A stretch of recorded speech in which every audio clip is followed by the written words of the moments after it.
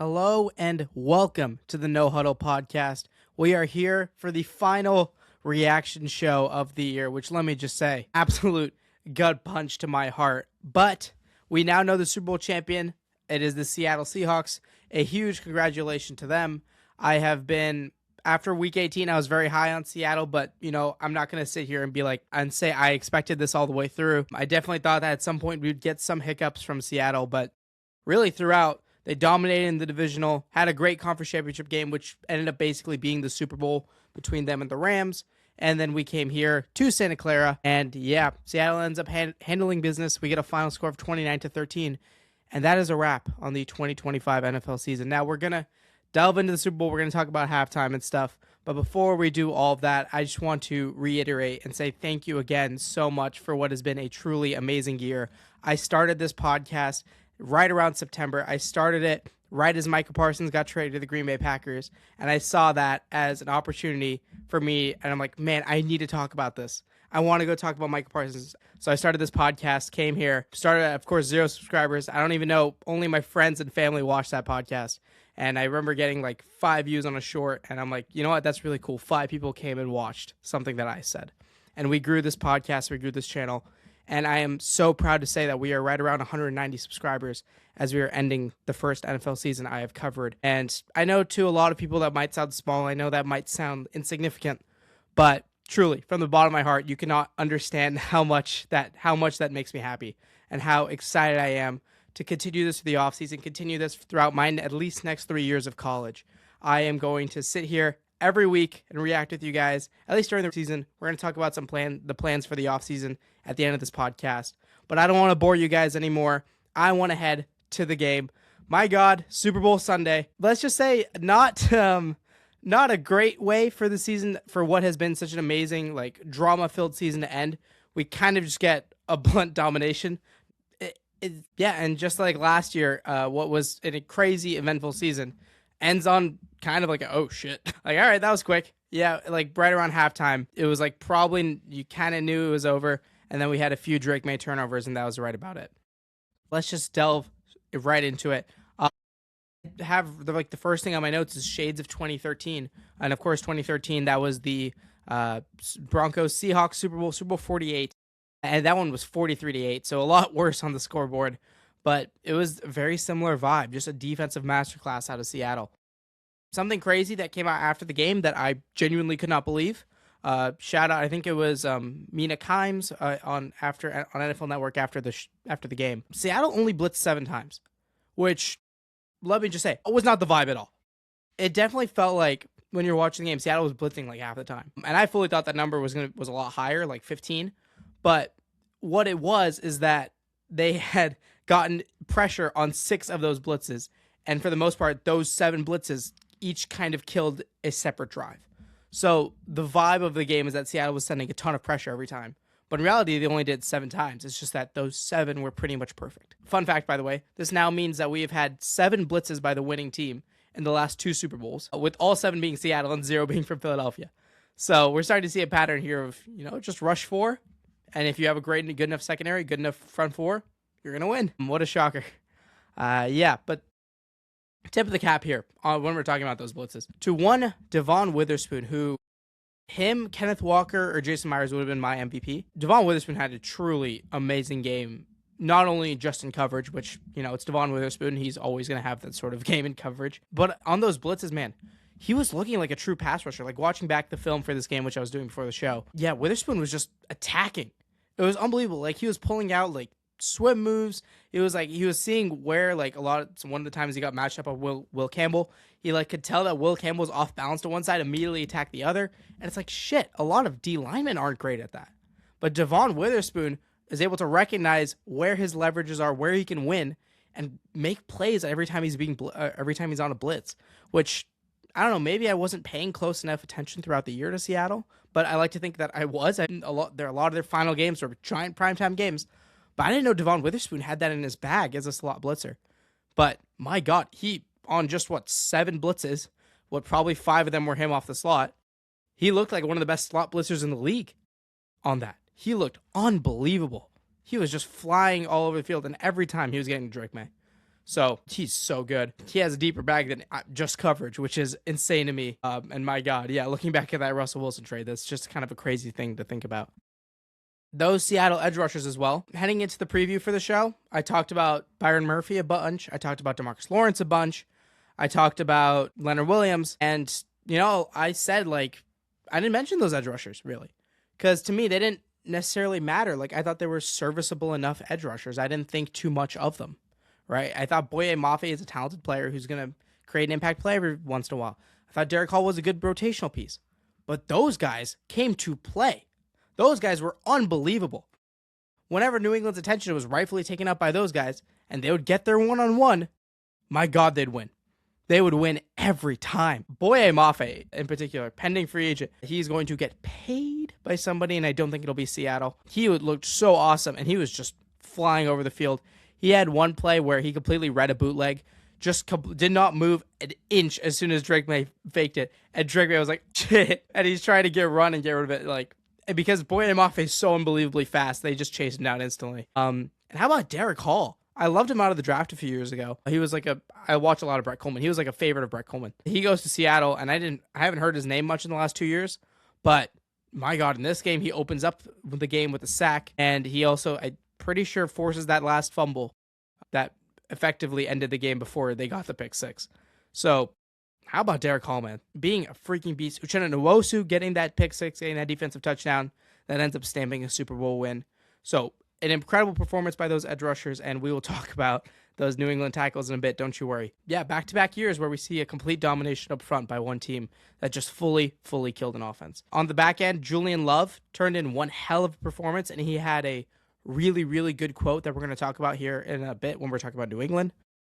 He had, of course, had the interception, and you could tell he was just a veteran. He was playing a young quarterback, and he was just hunting. He was like, I know that ball's coming. I know the ball's coming. I know the ball's coming. And yeah, he ends up getting a pick, which I think is just really cool. I think when you're that talented at your position, when you've played for a good while, at some point you just kind of get a feeling that the ball is going to come to you, and he absolutely had that feeling all game. He was so ready on so many plays, and he was also just fully shut down those New England receivers deep. There was never anything to go to. My personal favorite, of course, on the Seattle defense, Niki Manwarrier. For the most part, in pass coverage, he didn't do too much, and that's not his fault. That's because New England smartly did not target him. I think he only had a few coverage reps where he really had to worry about the ball, and then he had one in particular where it was a slot fade, a one-on-one him with Demario Douglas, and Drake May had to try and put the most perfectly placed outside ball, and it just didn't work. And that was, for the most part, it as far as them targeting Niki Manwarrier, because as I mentioned in the preview, if you're going to beat Seattle, do not throw the ball at him. There's just no point. And he also was really good against the run. Same with Ernest Jones. And yeah, that was it as far as Seattle's defense. Just truly a really impressive game out of that unit. And I know that might kind of be well, yeah, no shit. They were the best defense in the league, yada. But for them to really play that clean of a game, you go to the Rams games where it's you can point out a few individual guys where you could see some of them struggling, but not in this one. Not in this one at all. It really felt like the whole team took those 2 weeks and really used them to heart, because every single one of those guys did their role perfectly. Those edge rushers winning one-on-one was just killer for New England, because adding those guys on top of those interior defensive linemen always being a threat, it's just brutal. It is just absolutely brutal. Of course, Tariq Woolen, I'm pretty sure he got beat on that touchdown to Mac Hollins, the one that gave the Patriots some form of life. It was their first score, but that was also he got beat on something that he usually gets beat on. It was a dig route, or Mac Hollins had a dig for 30 yards the previous play. So then Mac kind of fakes that dig route and goes deep, just like Puka did last week, and that got him. But outside of that, I can't think of any bad part of the Seattle defense this game. But on that note, this Patriots offense, I mean, you could just hear the frustration in my voice. Truly terrible games from Drake May and Josh McDaniels. Those are the two guys who were my biggest reasons for picking New England to win this game. Which, again, you could point at me, you could laugh at me in the comments. I deserve it. Don't get me wrong, I absolutely deserve it. If you want to look at me and be look at this idiot, he picked New England, I can't say anything. I really can't. All I can say is, you know what? I talk a lot of football here. A bad take's going to happen every once in a while, and we're just going to have to kind of live with that. But anyways, they were just they were the two biggest reasons why they lost the game. And we'll talk about the line here in a bit as well. But those two, I mean, Drake especially. Julian Love, we're going to talk about that quote he had. Mic'd up, he said that, I'm not too sure what the word for word is, but the gist of it is that Drake's a young quarterback. He's just seeing it tick late, and he's double-checking if the play is open rather than just knowing it is. And he said, Stafford was just blind. He know the play is open. He's going to rip it. And that was killing Seattle. But Drake Maye would always need double-checked. He always took the extra hitch. He took an extra step. And that was killer. That was killer every single time. And he was off. Drake Maye was just off. He was inaccurate. He didn't see open throws. And he seemed to be hell-bent on throwing the ball where he thought it would be open pre-snap rather than going to whatever Seattle. Because Seattle, that defense is never stationary. They're never going to, whatever they just show, and they're going to stay static. That's like when you don't adjust anything on defense right as they snap the ball. Seattle in this game was not static ever. They were always moving something around, doing some bullshit. My personal favorite is when they showed 7 guys at the line with 2 corners coming out on blitzes and then dropped the tackles. You psychopath, Mike McDonald. Who does that? You freaking absolute psychopath. When I'm watching that game and I see Byron Murphy and Leonard Williams jet out, I start laughing. I'm like, really? And it worked. So, I mean, shit. That's just some Super Bowl bullshit, I guess. But anyways, Drake Maye, in that respect, again, bad in blitz replacement.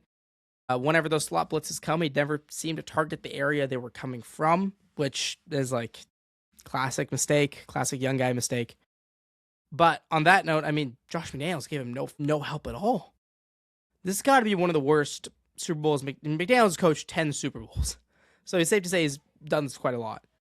This has got to be one of the worst ones he had. I'd have to go back and rewatch those Giants games fully to really make a definitive claim. This was truly bad out of Josh McDaniels. Never had an answer for slot pressures or those sim pressures where they drop out guys until really the second half. And even then, it was those were small adjustments. That was just keeping a tight end to block whenever Devon Witherspoon would come on a rush. Or, making sure Drake can get to the line with some amount of time and getting the play call in soon enough that way Drake Maye can try and get a gist of the play, can try and get that snap count, see if one of those pressures are coming. Every time it felt like they were late to the line. And what that meant is that he would hike the ball, no time for snap counts or anything, and what do you know, Devon Witherspoon screaming in his face, or Nicky Monwarrier is screaming in his face. And it's your young quarterback is already struggling in this game. No way around it. I would argue he was seeing ghosts, especially if you go to that third quarter before he started stat padding in the fourth. If you go to the third, he has some openings because they did adjust in the second half a bit on the line. They started keeping in a tight end. They started adjusting for those slot pressures a bit better. But it never felt like Drake was still comfortable. And there were openings. There were definitely plays that were there. A lot of the times, I'd look at those flats and I'd be like, man, Ramondre's got room. Man, Trevion's got room. You look at the middle, at times there's gaps there. I'm like, I've seen Drake Maye rip that throw and hit it. There was one play in particular where you go back to that slot fade I was talking about where Nicky Monwarrier got challenged that one time. If you go back to that play, there's a dig route that is just wide open over the middle, and you know it's going to come open because that's Kyle Williams, one of their fastest players on the roster. On a dig route, there's nobody on the right side. That is just a touchdown if he gets the ball to him. In a game where they could not get a first down for the entire third quarter until they got a defensive holding call. That is a touchdown in that spot, and he doesn't throw it. And it's I've seen Drake hit that throw a million times. I've seen Drake with 3 guys hitting him throw that to the exact same guy, Kyle Williams, for a touchdown against the Buccaneers for a 60-yard touchdown. I have seen Drake do it. I've also seen Drake be smart and get rid of the ball. But I go back and I'm watching this game in film study, and I'm counting them going 1 Mississippi, 2 Mississippi, 3 Mississippi, 4 Mississippi, and he's still holding on to the ball. He had 7 sacks in this game. And I got to be honest, a few of them were on the line. But a few of the times, I'm just like, Drake, what are we doing? Especially, again, you go back to that third quarter. That was one of the worst played quarters by any quarterback in recent Super Bowl memory. I really have to think about it. I'm not sure if I can pick a particular quarter of Mahomes against the Eagles last year, or I'm trying to rack my brain, Jimmy Garoppolo against the Chiefs in that fourth quarter. I'm really trying to think, and this was just bad. It was so bad. We kind of went back to Drake there for a sec. But yeah, Josh wouldn't give him hots. He wouldn't give him those checkdowns. Drake got flustered. So Drake was holding on to the ball while his receivers got freaking strapped deep every time. Stephon Diggs was a non-factor in this game. Absolute non-factor. And he was getting clowned after the game because he made one catch late in the fourth quarter and he's celebrating, which I don't particularly care. You get a catch in the Super Bowl. It's pretty cool. But yeah, there's no one open. Kayshon Boutte, who was like good for one deep threat touchdown a game, turned in a really rough one. He had one particular a really frustrating third down drop where he's diving for the ball over the middle. And yeah, it's a hard catch, but my God, in that spot, you needed it so badly. It's just, there was one play where Drake was targeting him. It was another third down, another third and short where they're throwing the ball again. And Drake's targeting him. And Kayshon Boutte's just out of bounds because the corner jammed him out there. And there's still nothing. And yeah, the Patriots need a receiver one. They need a receiver one so badly. Because it was obvious in this game they didn't have it. It's the same takeaway I had when I was watching the Niners play the Seahawks team. It's like, man, I would kill for a receiver who could just separate here. Man, I'd kill for a guy who can just go up and get the ball here. A.J. Brown. I would call an A.J. Brown. That is, I know a lot of teams have that game plan. But even then, like an Alec Pierce, a Romeo Doubs wouldn't be bad. Just like somebody who can separate on this team. And then if you listen to the pregame here, side note, pregame was really good. There was a lot of, like, of course I didn't stick around and watch 5 hours of pregame, but there's a lot of bits I saw where like Shanahan and Fred Warner were talking, and those guys are going to be awesome in the media whenever they choose to retire and go to media. They're going to get paid because they were so good in this game. Even like Fred Warner was on halftime coverage for this game, which is super cool. But Shanahan said it really well. If you can't run against the Seattle team, you are not going to get explosives. And for New England, where a lot of their offense was Drake Maye being the best deep ball thrower in the league, and you can't run the ball, so you can't throw it deep, it took away their X factor. It took away what made New England, New England. The signature Drake Maye deep ball only happened one time. That insane over the shoulder where it looked like there's like 1 inch of room and he put it right in that spot. Happened one time. And Drake Maye had one other unbelievable throw. You go back to it. It was on the same drive. Mac Hollins hits the stick route and there's genuinely 5 defenders in the area. There's one spot he can put the ball and he puts it there. Which also, if you go back and watch that play, for the love of God, he has like 2 easy 15-yard checkdowns, but whatever, he makes a throw. But yeah, like Drake Maye had the 2 best throws of the game. He also had the 10 worst plays of any quarterback in this game. So, yeah. And on that note, as far as running, 13 rush attempts was just never going to be good against this team. Trevion finished with 7, 6, and Ramondre finished with 7. I think Drake Maye also had 7, but those were quarterback rush attempts. None of them designed, all scrambles. So, yeah, if you're going to run the ball 13 times against Seattle, never establish the run. What was such a big thing that we talked about heading into this game was you need to get some form of run game going, because if you let Seattle get comfortable, if you let Seattle stay in that nickel set, and do whatever they want, it's never going to work. It's never going to work. And they absolutely had no run game to speak of whatsoever, which was frustrating because at times it felt like Trevion was actually like making plays. Like he was getting out on the edge and still kind of nothing. Because they kept hammering the Ramondre Stevenson line up the middle. Ramondre up the middle. And it's like, yeah, that was obviously not going to work. Yeah, Jared Wilson's not going to hold up against Byron Murphy. Shocker. It was never going to be good enough against this team. There are also some like infuriating reps where just, again, you go back to that third quarter where the line actually held up. But then Josh called the worst plays ever and it was dead. And yeah. Or Drake Maye missed a guy and that's dead. You go back to the Austin Hooper play where he is just so open on a tight end corner route. Like 50 yards in a gigantic spot. I think that was the drive where if they score, it would become a 5-point game. Like, so you need that drive. And you start off with that. And granted, they did end up moving the ball a bit down the field before throwing the pick. But, man, that play was a pretty good emblem of how the game went. Was just never there. Never there. And speaking of the line, they turned in just a truly amazingly terrible performance. A performance worse than Kansas City last year against Philadelphia, which is impressive. That left side, the rookie left side with Jared Wilson and Will Campbell, God, fucked. You know me, I don't really curse on the show a ton. I really do use it to imply emphasis, and my God, it was real bad. Will Campbell allowed the most pressures of any player all year, according to Next Gen Stats, with 14 pressures. 14 pressures, yeah, which is the most of any offensive lineman and all year, regular season, postseason, whatever you want to call. And I know there was some dispute about like PFF said he only had this many, but whatever. It was truly awful. Jared Wilson does not get excused from this. He did not know what to do on those slot blitzes either. He was not doing anything in the run game either.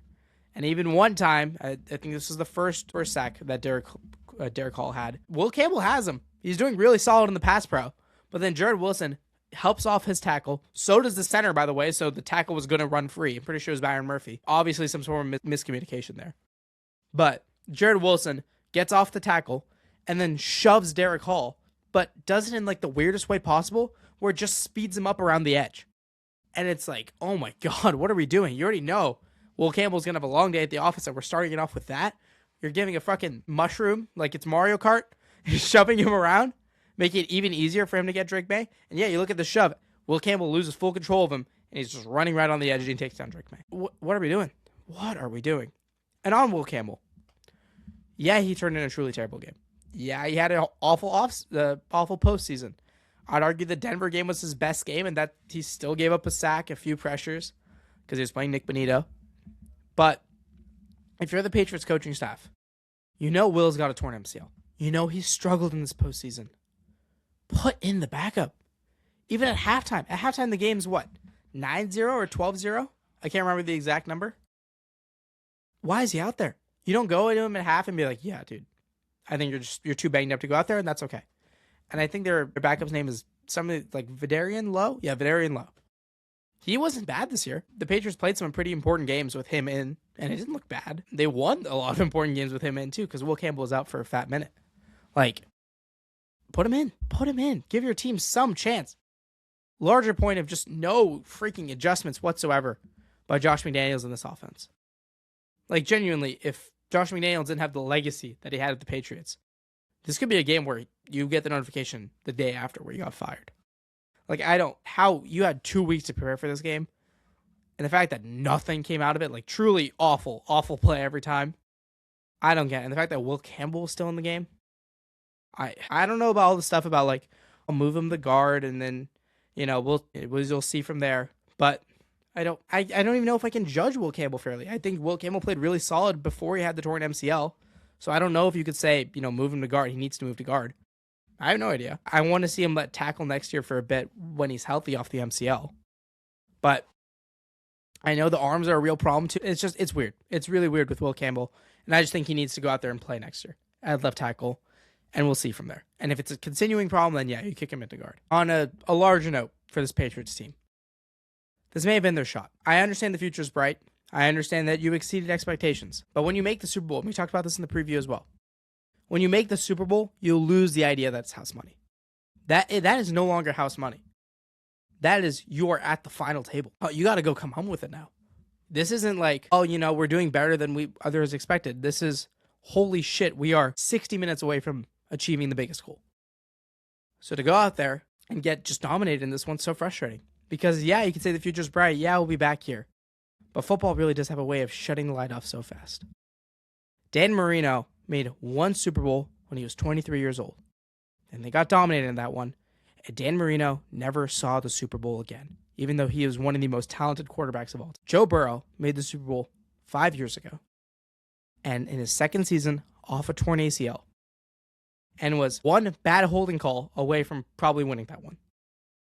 And he was one Aaron Donald just getting through the line on 4th and 1 away from probably winning that one. And now he has missed the postseason 4 times in a row. And we don't know when he'll be back because the Bengals front office is incompetent. The Bengals ownership's incompetent. It feels like Joe Burrow coming back will be whenever the Bengals sell the team, and which who knows when the hell they do that. So this idea that, you know, at least the future is bright. You can't think like that in the Super Bowl. This is going to hurt. Just sucks. There's, again, as much as you want to say, at least we know we have our guy, at least this. That Dan Campbell quote, really, it's accurate as shit. This may have been our only shot. This may have been their shot. And who knows, maybe they come back next year and you know what? I look like an idiot, but you're not going to have that easy of a schedule again. You're not going to have the division basically handed to you in week 16 again. You're going to have to go out there and you're going to have to go prove it again in a harder circumstance and what will likely be a harder AFC. On the other side of the ball, that was kind of a dramatic note, but Sam Darnold played like a freaking veteran. Made a few plays. Like, don't get me wrong, he definitely made a few. If you look back at that first throw he had to Cooper Kupp, where I fully thought it was a pick to open the game, and we're going, oh my God, Sam Darnold seeing ghosts. But he hits him, and it's like okay, Sam, nice throw. Tight ass window, scared the shit out of me, but good play. But yeah, he had a few plays. But for the most part, he understood the fact that, like, shit, I just got to not lose this the game. We're going to be champions. I got to go out there, just hand the ball off, take what the defense gives me, and we're going to go win the Super Bowl. And he did it. He did it. And that deserves a lot of credit. Because there are a shocking number of quarterbacks who can't do that. Looking at you, CJ Stroud, Jesus fucking Christ. Yeah, like, punts and field goals were fine. Yeah, you keep taking your three. Eventually it adds up to 9 points. At least that's a 2-possession lead. When the other team hasn't been able to move the ball in your red zone one time. Don't test things. You know, if you are going to test it, don't put the ball in harm's way. Test that. You have Rashid Shaheed deep. Try it. Well, shit, Gonzo made a great play. Okay, that's fine. Because it was a bad way. You live another down. You maybe get a field goal out of it. Maybe you punt. Okay. That's perfectly okay. And on that note, the Pats secondary in this one, we have to shout them out. They played truly one of the best games any team has played all year against the Seattle team. Christian Gonzalez, man, oh my God. I put out a short beforehand of like, can Gonzo shadow JSN and shut him down? And everybody was like, oh, no chance. You know, and I was, in that my take, I was like, if he can hold JSN to 80 yards, 90 yards, the Patriots probably win this game. He held him to like 10. And I know JSN was out for a good stretch here because he had a concussion thing that they had to check on, but he ended up coming back. But JSN was not a factor in this game. And that is in large part due to Christian Gonzalez. Also just making a few just incredible diving swats, like holy shit, like matting cover swats. He was so good in this game. He was so good. Shaheed also wasn't really a factor in this one. Give credit to those corners, you know, running their ass off, making sure Shaheed doesn't make a big play. Craig Woodson in particular is another guy I really wanted to highlight. He was so good in this one as well. And then the one touchdown they did give up, at least on offense, was that AJ Barner score was just a better design by Kubiak. Film watchers did a really, really good reel on it that I watched before the show. The Seattle had set up like this outside zone. They hit it a few times where they motion an extra tight end, and then Barner climbs up, and they kept doing that over and over and over again. Eventually, in that spot, that's the one time they run play action. Barner looks like he's doing the same thing. I'm going to go reach up to this linebacker, but then he just charges in front of him, and he just runs, and he's wide open for a touchdown. So, like, even when they did give up the big play, it wasn't really their fault. It was a better play by Seattle. Then the last thing with the Seattle offense, we got to talk about Kenneth Walker. Oh my God, the worst. I had a lot of bad takes in that preview show, but by far the worst one was that Kenneth Walker was going to get stuffed in this game because the Patriots had been holding ball carriers to 2 yards per carry. Because when Milton Williams, Christian Barmore, and Gonzo were in, this Patriots team doesn't allow teams to run the ball at all. But then Kenneth Walker goes out there and plays a game where genuinely future running backs should study that. Like anybody who wants to play running back in any form of football should go watch what Kenneth Walker did. That was unfreaking believable. You go down the list of runs he had. 2, 2, 2, 1, -1, 30, 10, 15, 2, 2, 2, 1, 1, 1. Like, he is getting stuffed on a lot of these runs.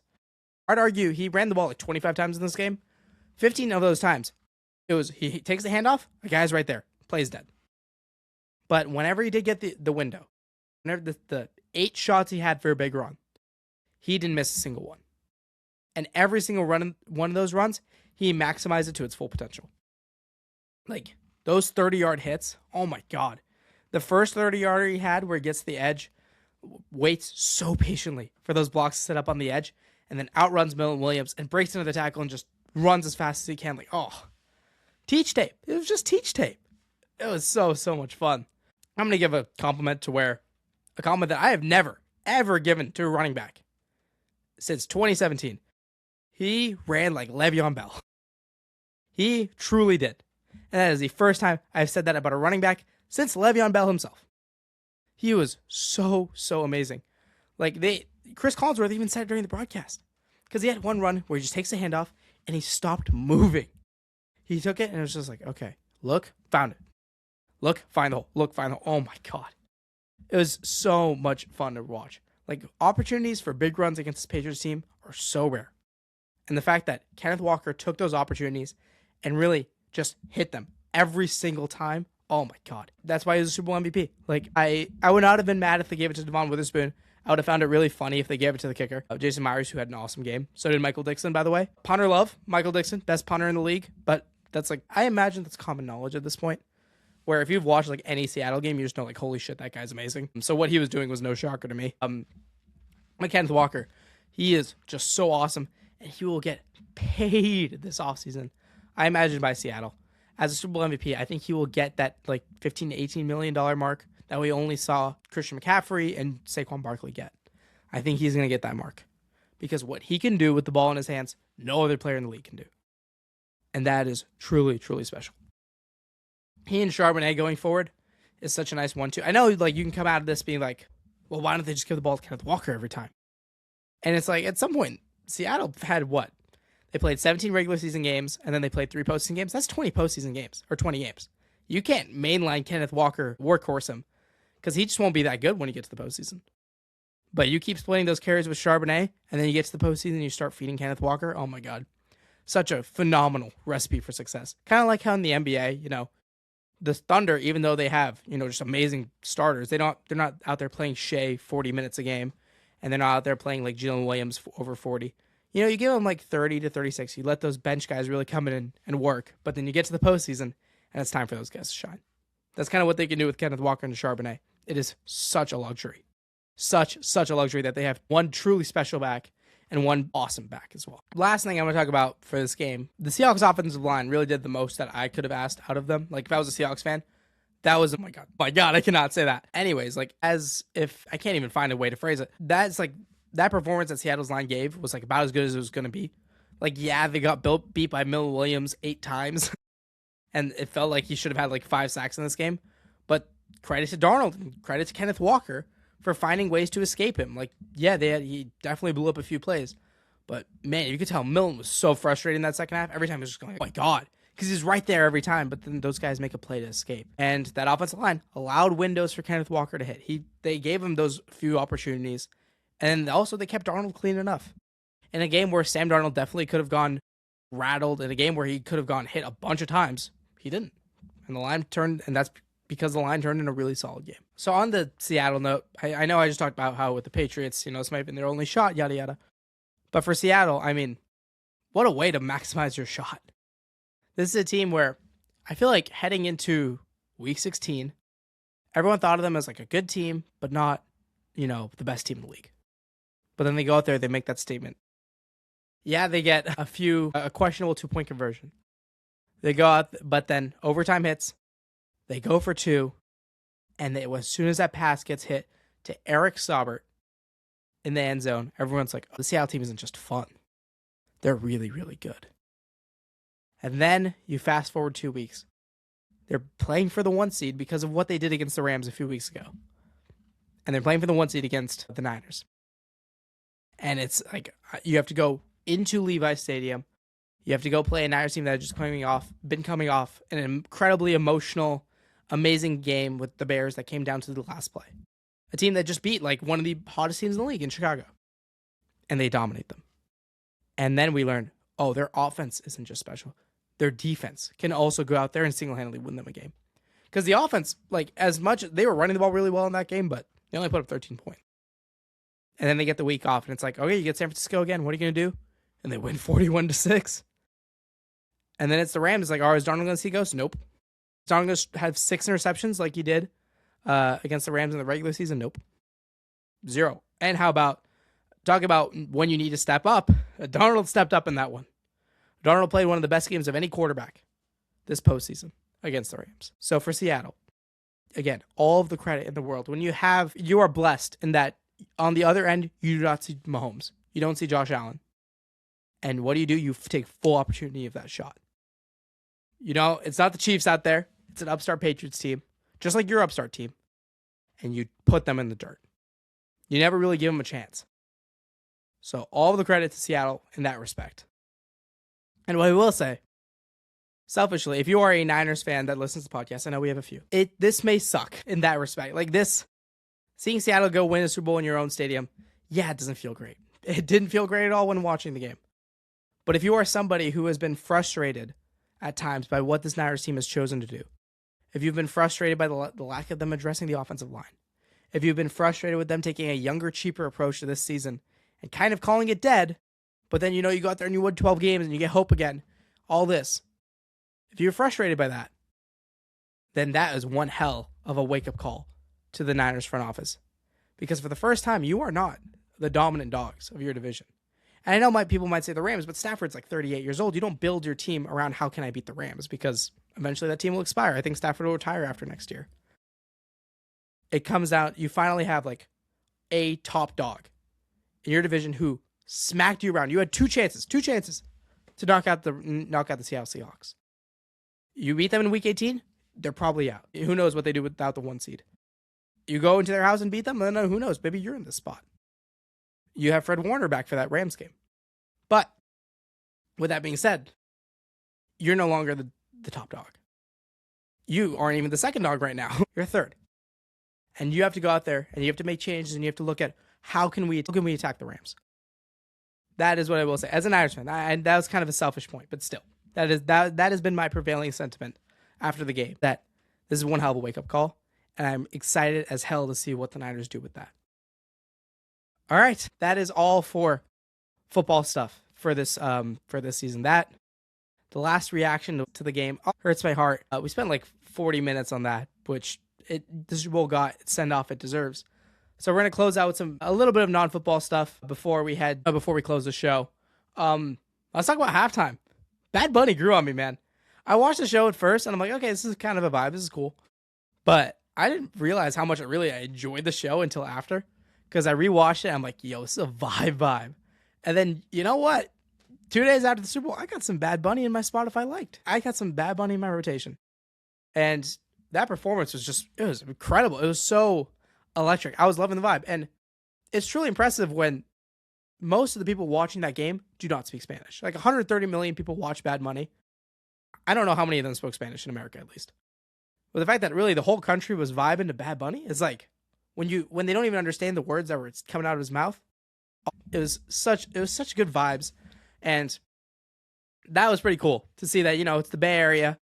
A huge part of the Bay Area is Latino Latinx culture, and we get Bad Bunny, and we really show all of America how much of a vibe Bad Bunny can be.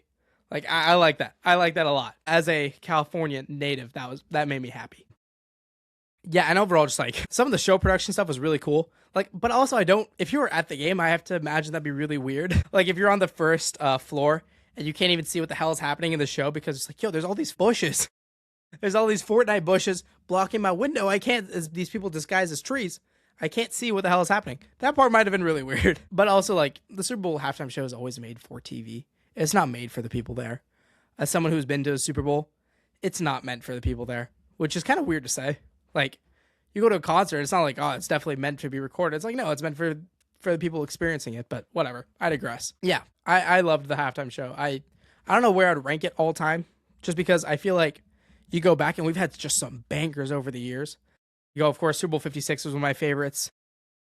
You go to, or that was with, Kendrick Lamar, Snoop Dogg, Dr. Dre, that's a heater. I thought Usher was not great. So I don't know where the hell it would rank among all those. I enjoy Kendrick Lamar, but I enjoy that one a lot. I enjoy rewatching that. I didn't really enjoy that one a ton, live, because it was missing, the big performance aspect of it. Katy Perry, Super Bowl 49, that was awesome, because I really felt I'm watching this big-ass giant event. I kind of got that vibe with Bad Bunny, but I also got more of a vibe of, he was trying to get the whole crowd just dancing. But you know what? I can like that. I don't know if we've had a halftime show like that. So that was really cool. That was super unique. On the other end, this came out. This has been, talked about pretty much ever since Bad Bunny was announced as the halftime show. Turning Point USA, which is this conservative group, they were going to do their own halftime show that was supposed to air during Bad Bunny's. And my God, I'm never going to talk about politics on this show. I'm not going to talk about my political leanings. I'm here to talk football. But we can all come together as football fans and laugh at that one, because that one was really funny. Just the contrast between Bad Bunny just going up there dancing like crazy, moving, getting all of America just oh my God. And then talking about, I want to kiss my fish. I just found that really funny. There's been a bunch of memes made about that, because they had Kid Rock go on for 35 minutes, which, by the way, if you were to start that halftime show, you would come back to this game in the middle of the third quarter, potentially end, which I think the saving grace would be that you didn't have to watch the third quarter of the Super Bowl. Like, what are we doing? What are we doing? If you're going to do like a halftime show, and I think there was definitely a target audience for it, for people who just want to watch a Spanish speaker go up and do a halftime show because they didn't understand the lyrics. I think that is a target audience, but to go out there and bungle it that badly, I mean, yikes. Yikes, not great. Not a big win for Turning Point USA, to say the least. And then the last thing we're going to talk about here. There's been a lot of people complaining about the Super Bowl being outdoors because it was Levi Stadium. That's dumb. Like they're like, oh, the aura is lost. And I'm like, no, wait, what? What are you talking about?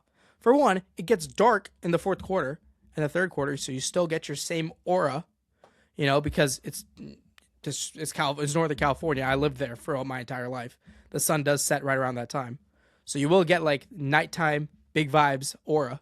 But outside of that, like seeing it in the sun is kind of cool. Like I thought that was pretty cool for the halftime show, is because I think there was a problem where like Super Bowl 50 relied a ton on like lights for their halftime show, and it was supposed to be like this big display, but it's outdoors, so it didn't look great. That was definitely a show that was meant for like the Superdome. But Bad Bunny was smart, he like set up this. I think it was supposed to represent the sugarcane plantations that existed in Puerto Rico that really like destroyed the land and stuff like that. But I thought that was really smart to use like the sun and use that to your advantage. I think that just kind of, it just changes up what the performer should do more than like changes the aura of the game. That's at least my opinion. So yeah, that's it.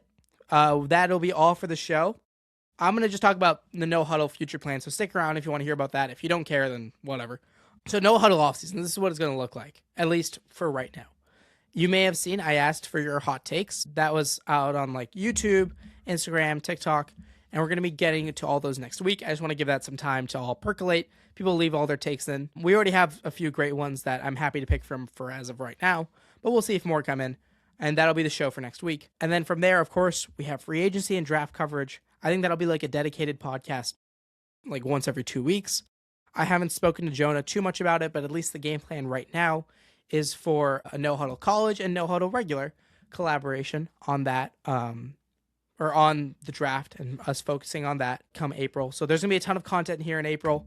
We're going to have a ton of free agency content, but for this period at least, I'm going to do the hot takes episode, and we're going to take a little bit, at least for right now, we're going to take a little bit of a break from podcast because there isn't just too much to talk about until we get to free agency.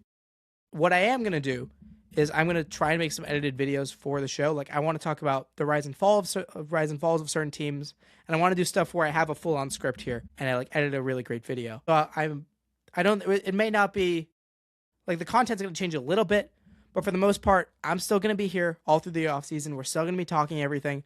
Anytime something big happens, don't get me wrong, the setup is still here. I'm still ready to record in an instant. And believe you me, when we get to March, when we get to free agency, there's going to be a lot of stuff to talk about, and I'll be so excited about that. The draft, again, so much to talk about. And then the plan from there is, once we finish up draft stuff, I want to do previews. I want to have people, fans of this show, I want people to come on here, and I want to talk about your team heading into the next year. So if you are a listener of the show and you're interested in stuff like that, and I will be putting out PSAs and stuff about this in a few months, reach out to me. I have my email listed. If not, leave a comment. I'll be checking in on all of them. But yeah, if you want to talk about your team on this podcast, you want to do a preview episode, just reach out. I'm going to be looking for a bunch of people representing all the teams, and we're going to do some shows on that. And that is something I'm super excited about. And the last thing before we close the show is I want to shout out one person in particular. This is a mutual friend of mine. It's actually like my very good friend's girlfriend, who started listening to the show at the beginning of this year. And she's been a loyal listener. And then it has been really fun to watch or to hear her talk about football. And first, like coming into this without knowing anything and learning. And then being able to watch some of the games with those two has been super fun. And that was like one of the big highlights for me, at least, of this season. Seeing a new person enjoy football. And that is like, if I could have one goal for this podcast, getting more people to enjoy and understand football would be that goal. No question about it. I don't care about numbers. I don't care about anything like that. I'm doing this because I want to have more experience just writing these scripts, editing, talking into a microphone, looking at a camera. And I'm doing it because I want more people to enjoy the sport that I love so much, that has done so much for me. That is the reason why I'm at Northwestern, just because of how much I love the sport and me talking about it and covering it and doing things for it. I love this. I love football. So seeing something like that is super, super cool. And I wanted to shout that out before I close the show here. So if you've been listening, I want to thank you all so much, whether you have checked out just the shorts, whether you've been here through the podcasts. It has been an amazing, amazing year. I am truly blessed to have been able to cover such a fun year. Yeah, it ended with the Seahawks winning, which kind of sucks, but hey, they more than deserved it. They were by far, them and the Rams were the best teams in the league this season. So I want to thank you all for listening, and I hope you guys all have a phenomenal day.